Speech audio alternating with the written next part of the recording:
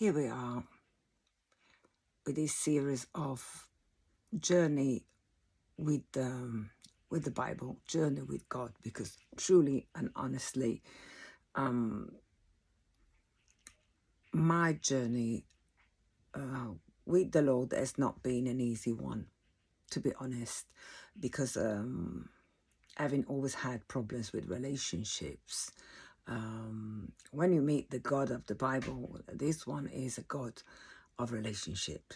And, I was just meditating on this as I am now in the book of Numbers, right? And so far, what's happened is, I'm trying to sum it up in a very few words, and I'm not even all that well spoken, so you can just imagine. But if you want to listen to it, it's just a way, like, the Word of God is alive in our lives. And the person of God and the Holy Spirit is alive and really working in us. And I want to just show you how. Basically, these people of Israel were 400 years slaves in Egypt. And they were mainly making bricks for the Egyptians because they needed, they built a lot, the Egyptians. If you even want to look it up, as a history detail, you will find that during those empires, they built cities, not just the pyramids. They built buildings for the rich, for the nobles, while poor people lived in houses made out of brick and mud. So there's a big need for bricks, and in the Bible it actually describes what the Jews had to do. They had to make these bricks, quite a large quantity of it.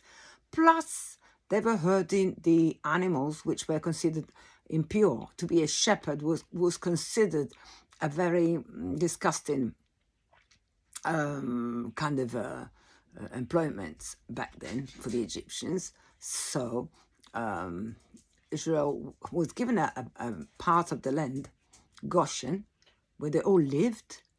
They were looking after the animals, the herds, and they were also making the bricks that were needed for the Egyptians to construct their cities. So we know that Moses took him out of Egypt because God told him to do that. And he made himself available as a leader with all his pro and also difficulties. It was not an easy thing. And here we come in the book of Numbers, where these people have been wandering about the desert, the wilderness, because it wasn't an actual desert. It wasn't that it was just sand. Yeah, there was shrubs, there was oases of water. That's how the animals kept alive, because otherwise if it'd been just sand, when we say desert, we think sand. It wasn't just sand. So they spent 2 years at Mount Sinai, where they got all the laws. And quite amazingly, these people accepted this very complicated blueprint that God gave about how they should behave towards him and towards one another. He gave them laws about everything. And they accepted this until we get to the very border. They get to a place in this wilderness where they can see what God tells them is the promised land. And this, something really amazing happens. It says to them, look, send out some spies. That's the land I'm giving you. So just that, the idea that is telling you, God is telling you, the very God that parted the Red Sea and made sure that you could walk through and then killed all your enemies, that same God now is telling you that land is yours. Go and spy it. He's telling him, go and see, who lives there, which parts are the more fertile parts. It's like, go and check it out. Yeah, it's yours. Just go and check it out. So Moses picks a leader from each of the 12 tribes, and off they go. So they're only supposed to go and check it out. But then these people come back. Straight away, they just, don't function mentally as God would like them to. Only two of them come back and says, well, yeah, the land is beautiful. There's enemies there, but we can do it. All the others, they start saying, no, we can't. Everybody there is a giant. There's too many of them. We are just tiny and puny. They obviously see us as tiny and puny. We can't do it. It can't be done. And on top of that, they start complaining. Oh, why did you take us out of Egypt? Oh, why you want us to die here? They really completely forgotten about this God that has already killed all his enemies once before.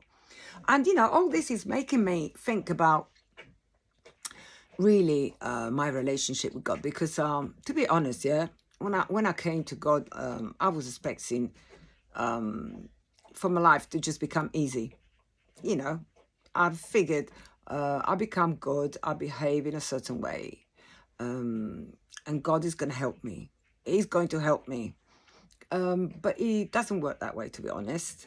In the sense that God does help you out of your situation. That's what he does, So if you're in a lot of trouble, if you're having a lot of trouble in life with other people, or with holding a job, or with being a parent, God is not going to just click his fingers and the next day you wake up and it's all going fine, it's all been sorted out.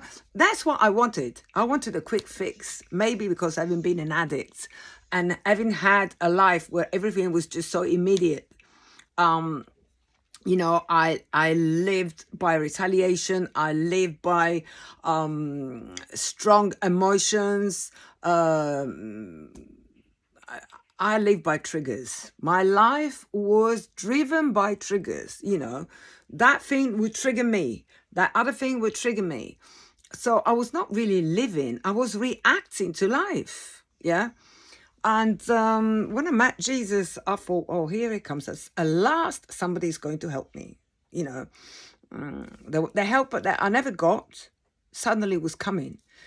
And it wasn't that way. The help that God gave me was to get out of the pit where he actually came and took me from. He came and took me. I was at the bottom of a pit and he came and took me.